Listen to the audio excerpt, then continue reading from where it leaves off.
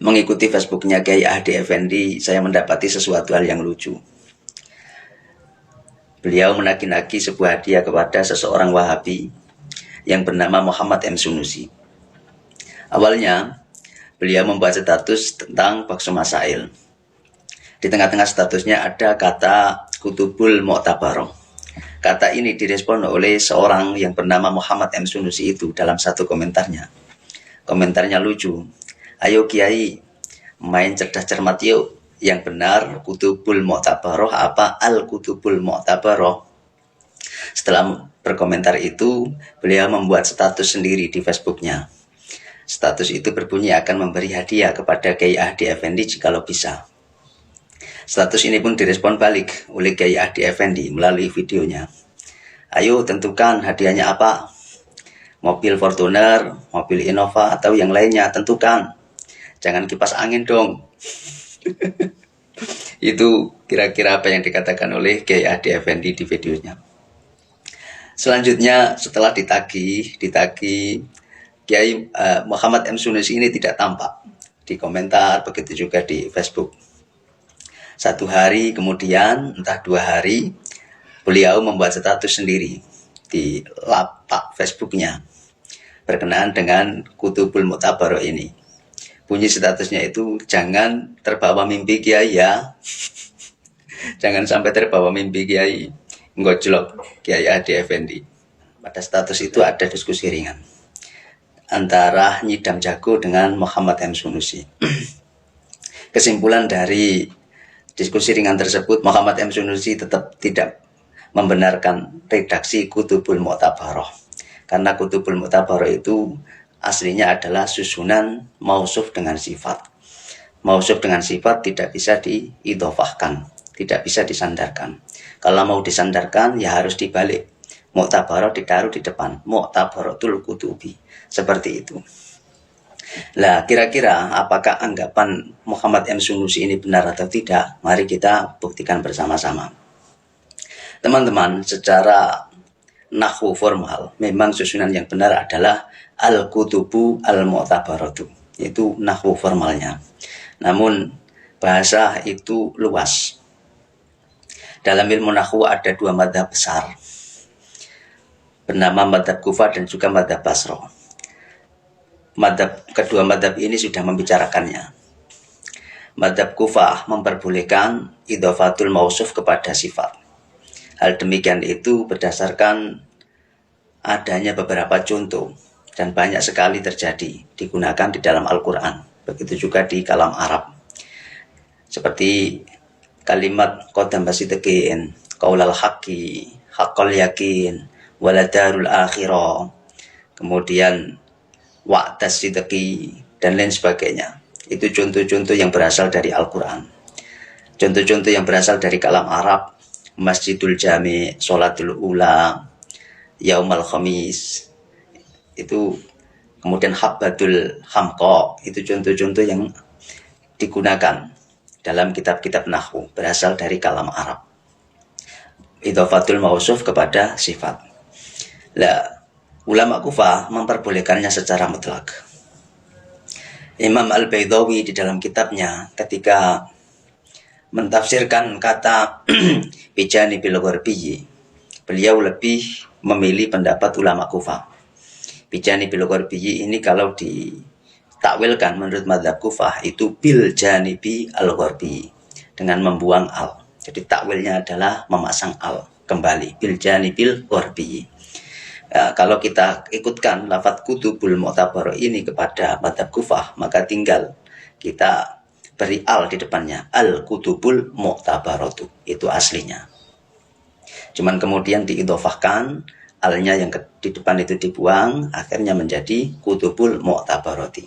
Itu madzhab Kufah. Bagaimana dengan madzhab Basrah? Madzhab Basrah lebih ketat. Mereka memberikan sebuah batasan bahwa idhofah itu tidak boleh kepada dirinya sendiri. Idhofah tidak boleh kepada dirinya sendiri. Karena dalam pandangan mereka, idhofah itu memiliki faedah, kegunaan, taksis, dan juga ta'rif. Mengidhofahkan, menyandarkan sebuah kata kepada dirinya sendiri, itu tidak memberi dampak apapun, baik taksis maupun ta'rif. Olehnya Ibnu Malik dalam Alfiyahnya mengatakan wala yutofusmun lima bihi tahad maknan wa awil muhiman idza warad. Sebuah kata isim tidak bisa dimudhafkan kepada makna yang sama. Jika terjadi, maka harus ditakwil. Nah, jelas di bait ini, kaidah ini menunjukkan pandangan madzhab Basrah tidak memperbolehkan. Tapi karena hal demikian itu sudah berlaku dan terjadi di dalam Al-Quran, dalam kalam Arab, maka harus ditakwil. Seperti contoh Masjidul Jami'i. Takwilnya adalah Masjidul Makani Al-Jami'i. Jadi di sana mentakdirkan, menampakkan adanya mudhof ilaih yang dibuang. Kemudian al-jami' ini menjadi sifat bagi lafadz yang dibuang atau mudhof ilaih yang dibuang. Seperti lagi contoh sholatul ula, sholatus sa'ati al-ula. Al-ula menjadi sifat bagi lafadz as-sa'ah, bukan menjadi sifat bagi lafadz sholah. Begitu juga sholatul wusta dan lain sebagainya. Itu ditakwilkan oleh madzhab Basrah. Lalu ketika kita bicara tentang kutubul mu'tabarah ini, bagaimana? Kutubul mu'tabarah ini, jikalau kita ikutkan kepada madzhab Basrah, maka takwilnya sebagaimana tadi, yaitu mentakdirkan, menampakkan adanya mudhof ilaih yang dibuang. Kutubul fikih al-mu'tabaratu bisa, kutubul ulumi al-mu'tabarati bisa. Kutubul fikih ketika kita tampakkan lafadz al-fikih menjadi mudhof ilaihnya lafadz kutub, maka al-mu'tabarah ini menjadi sifat bagi lafadz kutub. Menjadi sifat bagi lafadz kutub, karena kutub itu jamak, gendernya, statusnya muannas, al-mu'tabarah sifat memiliki tak tanis, maka sifat harus mengikuti mausuf dalam segi taknisnya. Jadi al-mu'tabarah menjadi sifat bagi lafadz kutub, tidak bisa menjadi sifatnya lafadz al-fikih. Ketika kita takdirkan al-ulumi, kutubul ulumi, maka al-mu'tabarati bisa menjadi sifat bagi lafadz al-ulumi. Al-ulumi jamak, kemudian jamak berstatus sebagai muannas majazi, al-mu'tabarati muannas majazi. Jadi ketika mudhof ilaih ini dibuang, sifatnya diposisikan pada mudhof ilaih yang dibuang, sehingga sifat ini kemudian menduduki kedudukannya mudhof ilaih.